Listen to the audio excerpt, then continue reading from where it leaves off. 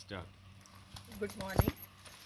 Today I'm going to distribute the Academic Advisory Bulletin to Mr. Vishwambaran, and he is a retired staff of Kerala Agricultural University, and after his retirement also he is full time he is engaged in agricultural activities, and is one of the AS farmers coming under GKMS Thrissur. So let him introduce and tell his experience about this Academic Advisory Bulletin and what the use he had, how he utilized this bulletin for his agricultural aspects, and he will explain by himself.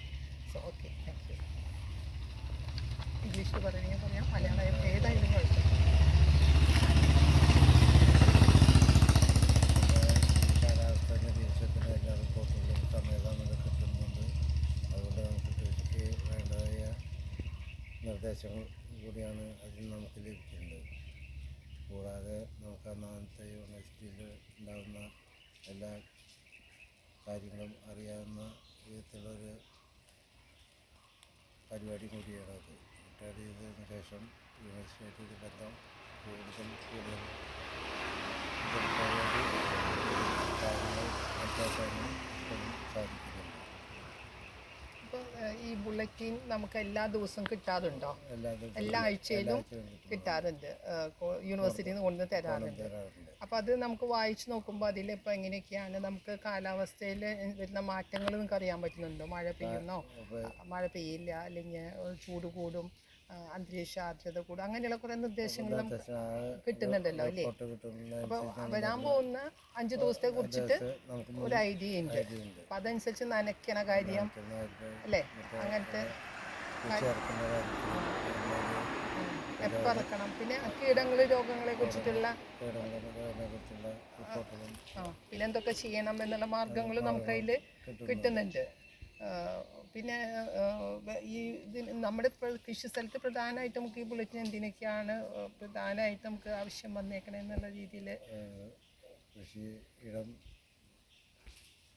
നല്ല രീതിയിൽ വൃത്തിയാക്കി കൊണ്ടുനടക്കുന്നതിനും സമയാസമയങ്ങളിൽ വളർച്ച ഇടുന്നതിനും നനവ് ഈർപ്പം കൊടുക്കുന്നതിനും എല്ലാ നിർദ്ദേശവും ഈ ബുള്ളറ്റിന് ഒരു നമുക്ക് ലഭിക്കുന്നുണ്ട്. പ്രധാനമായിട്ട് നമുക്കുള്ള വിളകൾ ഏതൊക്കെയാണുള്ളത്?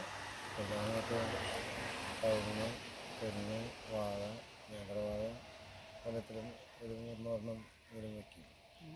നല്ല ഇതിൻ്റെ കാലാവസ്ഥയനുസരിച്ച് നമുക്ക് കൃഷിയാക്കാനും സാധിക്കുന്നുണ്ട്. പിന്നെ കാറ്റിൻ്റെ ഭയങ്കര പ്രശ്നമുണ്ടോ അവിടെ? ഇവിടെ കുറച്ച് കുറവാണ്, പ്രശ്നമില്ല. ഊണ് കൊടുക്കാറുണ്ടോ? അതൊക്കെ നമ്മൾ ഇതിനകത്ത് കൊടുക്കാറുണ്ട്. കാറ്റ് കൂടുന്ന സമയത്ത് ശ്രദ്ധിക്കണം എന്ന കാര്യമൊക്കെ നമുക്ക് ഈ റിപ്പോർട്ടിലൂടെ തന്നെ കിട്ടും. കാറ്റിൻ്റെ പിന്നെ പൊതയിടൽ അങ്ങനത്തെ കാര്യങ്ങളൊക്കെ ചെയ്യാറുണ്ടോ? നമ്മുടെ വേനൽക്കാലം വരുമ്പോൾ മഴയൊക്കെ കുറയുന്ന സമയത്ത് പിന്നെ ഈ പരിസരത്ത് വെള്ളത്തിന് ക്ഷാമമില്ലാത്തതുകൊണ്ട് വെള്ളം നന്നായിട്ട് കിട്ടുന്നുണ്ട്. Okay okay. അപ്പോൾ ഈ ബുള്ളറ്റിൻ തുടർന്ന് കിട്ടണമെന്നാണോ, അത് ഉപകാരമുണ്ടോ?